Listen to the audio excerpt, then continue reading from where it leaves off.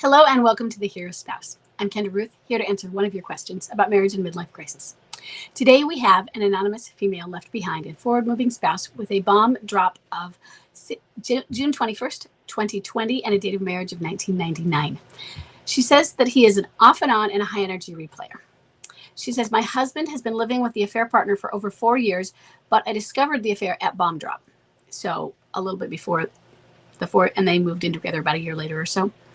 I made the choice to only contact him if he initiated contact because he accuses me of interfering with his happiness. Our adult children have made it clear to him that they do not want a relationship with him while he is with the alienator. My husband is angry with me and blames me. For the past 4 years, we have contact monthly to discuss business or the children. This is why it's not really an off and on, but actually boomerang because of the contact. So he's denied the affair from day one. He says to everyone that the marriage was over and that I made up the story to ruin him. He's broken up with the alienator a number of times, but they get back together. Lately, he doesn't even answer any of my texts. He's angry with me. Throughout the last 4 years, he was always polite. I'm not sure what changed.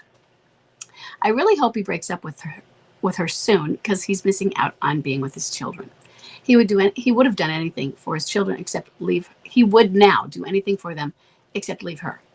Is he ever going to wake up? So I'm going to get going and then I'm going to pause for a coaching group and then I'm going to come back to this later. So yeah, probably someday. But right now it does sound like he has a volatile relationship with her. He's 4 years in, which is, right smack in that. It could be the end of a midlife crisis or it could be the middle. Okay. But it feels like it's forever at this point. And it feels like it's really clinging on, doesn't it? So it is a volatile relationship. Is she an affair down? Because you say he's broken up with her multiple times. You also say that he denies that denies the affair. When you say that, is he saying that he's not in a relationship with her, or he is denying that it's an affair because he left you already? And is he saying he started it later? Which part is he denying? Because he's living with her, and is he denying that he's living with her? So one of the things that you do consistently, and it's hard to do this consistently. So when I say it, it's if it comes up. So that doesn't mean you bring it up, but you don't allow him to deny it. If he denies, you're like, no, you and I both know that's not true. We both know. And you know what? Since I know that you're with her, it doesn't make sense for you to lie about it because everybody knows it. So why are you trying to make up stories about it? Just be honest. Everyone knows. This is just silly. None of us have stupid written across our forehead, and you're firm about that. And he'll deny it, but you don't buy into the denial. That's basically it. Okay. So now the children. I don't know why he has suddenly gotten angry, but he keeps breaking up with her. What kind of pressure has she been putting on? What happens when she breaks up with him? Or he breaks up with her? Who breaks up with whom? What happens when they break up? You say it's happened multiple times, but that they live together. So if they live together, but they break up, what happens when they break up? Do they just go to opposite corners of their house apartment? Does somebody go somewhere else to stay for a little while? Does that mean they have an argument and they say, oh, we broke up? Or does it last a day, a week, an hour, or is it a few months? Who initiates it? And what caused the breakup? Is she acting like a borderline? Is she being a scorned type of woman? Is she being possessive? Is she jealous of you? What is causing this? Is it his relationship with his children? Because you said he'd do anything for his children except leave her, but anything. And that does set up a dangerous dynamic with an alienator. And how old is she? What is the age difference between he and him and then the kids? You've been married since 99. So the kids are in their 20s. Where's she in that age range? So, and what kind of relationship does that bring about? Because I know that my stepmom she wasn't younger than my dad. She was older and they were married for many years and she was the one having the affair. But I never disliked her until the end. after my dad died when she wasn't nice to me. But before that, I thought she was good for him. I didn't think they had a great marriage, but I didn't think they had a horrible one. I did think she was a nice person. I thought she was a good person. But I do know that my presence was sometimes uncomfortable for her. I was 14 when they got married, and she wrote me a letter saying she was uncomfortable, and she didn't make it an insult. I understood it. So if my stepmother was uncomfortable with me, it makes sense that that is not an uncommon thing. As a teenager and someone who was very close to my father, she may have felt that that was a competition for my father, even though I was only around on weekends. How does the alienator feel about your children? And it doesn't matter about the gender. Just those are other people who are competing for his affection. And they're going to win at times. I hope so. So she wants all of him. And alienators want to win. They will say it's them or me, even when it's the children. Some of them will say, oh, of course you should have a relationship. They're your children. And they don't mean it. Some of them will go out of their way to pretend, but when it really comes to it, they'll be passive aggressive about it. So it could be, we don't know why he's angry at you, but it's some form of a projection. If there isn't something specific you know that you did that makes sense for him to blame you for. So, but we don't know. Somebody told him something, he found out something, but he's out there cheating on you, and he is in a high conflict relationship. And you don't know what's going on behind those closed doors and why he's seething with anger. Maybe you're saying he's angry with you. Has somebody told you? Or maybe he's just doing so much thinking that he's avoiding you. Maybe he's not really angry with you, but the reason he's avoiding you and not texting you back is for other reasons. Who knows? Unless you know that he's angry. Unless someone has told you that, or some other reason, like he sent a text and hasn't sent any more. But it could be they broke up again, and he's feeling shame, and he's feeling guilt, and is he feeling embarrassed? Who knows? Is he ever going to wake up? Yeah, probably. We do see that many that, not most of them, but many, it's not uncommon that we see some that get stuck. I call them cranky codgers. And we see them in their 70s, and they're the old cranky ones who talk about their husband or wife, that bitch or that jackass, and they were married to them for 25, 30 years. And so a long-term marriage, but they won't let go of their hatred for that person who they betrayed. And they can't let it go, even though they're the ones that left. They were the ones that were horrible to that person. And they didn't heal. They didn't do their work to develop and heal and grow. But most of them, they may not always come out better, and it doesn't come out rosy. They come out broken. And then they heal some more on the other side when they have enough insight to know what the healing means. So is he ever going to wake up? Yeah, he has children that he, according to you, really cares for. Because as you said, he'd do anything for them other than that one thing. So he'd still do anything for them. And unfortunately, we see MLCers who wouldn't. And those are MLCers who, before MLC, would have done anything for their children. But they wouldn't anymore. And he's not as far gone in that sense. But understand limerence. Limerence wins. Even when they break up and break up and break up, there is an addiction to the drama. When you are confused and when your amygdala has been activated from whatever trauma, whatever the trigger has brought up, whatever traumas that has surfaced, whether it's some trauma memory and it has caused you some activation. Sometimes the drama can act as an addictive force that helps you to escape the trauma. and numb the pain and forget about it.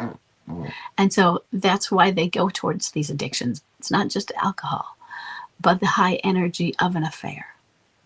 It's not just because I can avoid being truthful over here, but it's that excitement. And so all of these breakups might be feeding that as well. But what happens when he no longer needs that addiction? That means what happens when he no longer needs her. Or hopefully what also happens when she no longer needs it either. They won't have that need for their narcissistic supply of each other. And is he ever going to wake up? What do the children tell him? What do your kids tell him? Because how approving are they of what he's doing?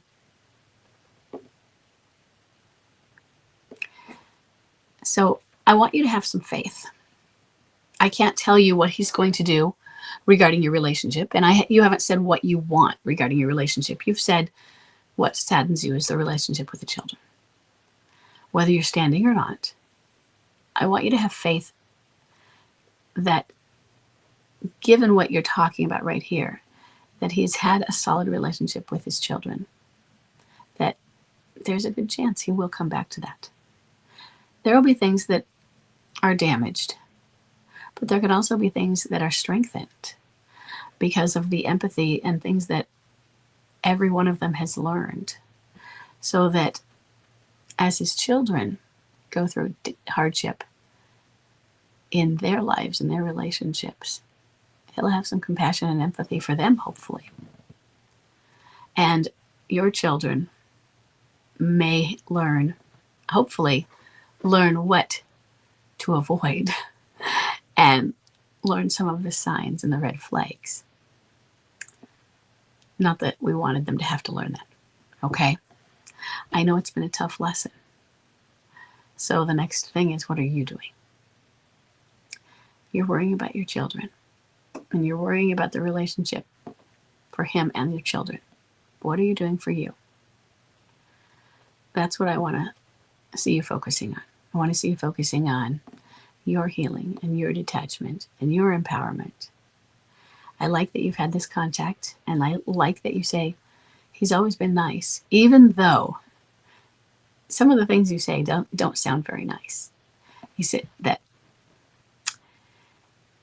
he's always been nice. You meet every month to talk about the children or business, but not only has he denied the affair, even though he's been living with her, he says that you made up that story to hurt him or ruin him. Let me find it exactly in this.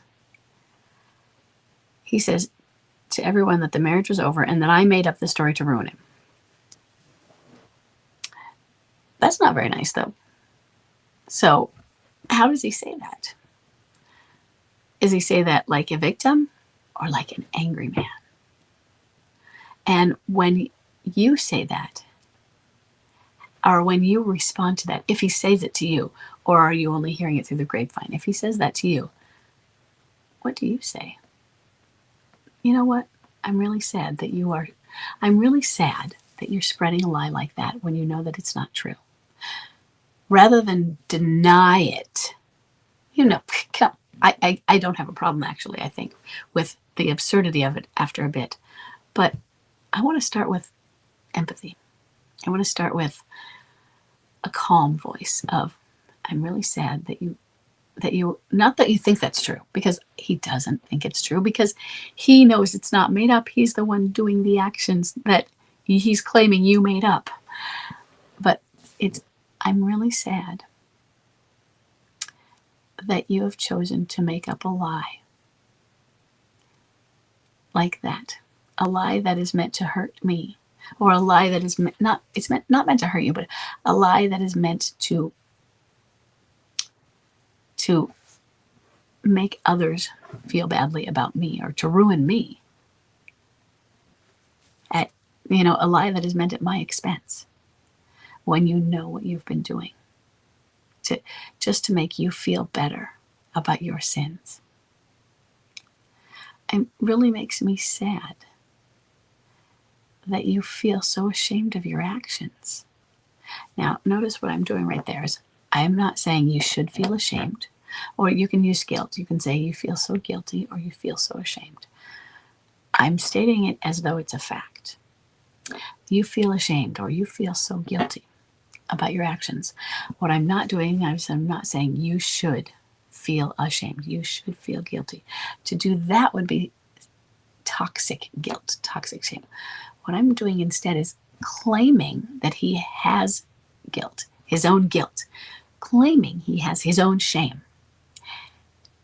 And your own shame, internal shame, that's healthy. Supposing that it is for something valid. If you're ashamed of something that you shouldn't be ashamed of, I'm sorry. But when you're committing actions against your own values and you're ashamed of it, that's your conscience.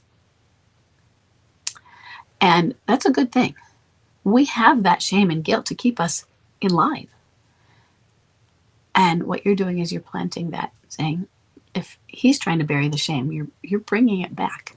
Hey, you know what? It's right there. And so you can say things like that. Right now, he may not be giving you the opportunity, but if it arises, it's there. Okay. So take care of yourself. And he's probably not going to be gone forever. And he's going to text you, or he's going to accept a text from you one of these days. And he's going to be back. He's going to be meeting you to talk about the kids and to talk about business and to tell you about the breakup or whatever, or you're going to hear about it. And the tumultuous relationship, and they'll be back and forth again. Okay? And eventually, that back and forth relationship will end. Maybe it has now, for good. Maybe it hasn't. You will know it's ended for good when it has continued to end for a long period. But when it's been done for a month, you won't know. When it's been done for 2, 3, you don't know it's done. 6, no, not even then. I'll feel solid more, better at a year. That sort of thing, okay? So you hang in there. You do your own work on your detachment, okay? So I hope this has been helpful, and I will